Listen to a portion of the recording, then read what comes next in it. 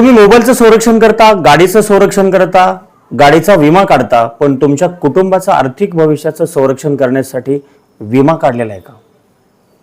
आपल्या कुटुंबाच्या आर्थिक सुरक्षिततेचा विचार किती जण करतात?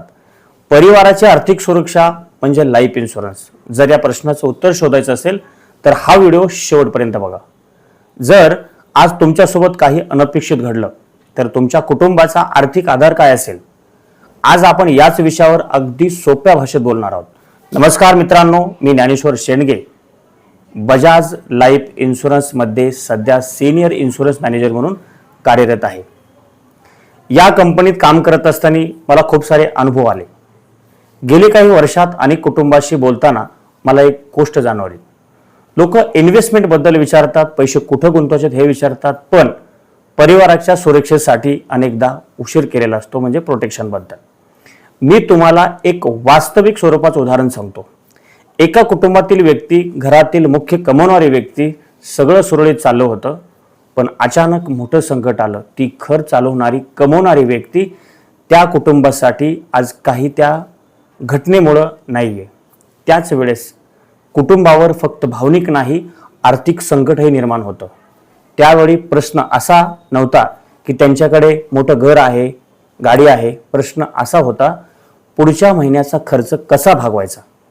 अशा प्रसंगी योग्य आर्थिक नियोजन ही योग्य लाईफ इन्शुरन्स किती महत्त्वाचा ठरतो हे लक्षात येतं. लाईफ इन्शुरन्स म्हणजे मृत्यूचा विचार करणं नाही. लाईफ इन्शुरन्स म्हणजे माझ्याशिवाय कुटुंबाची आर्थिक जबाबदारी निभवण्याची तयारी.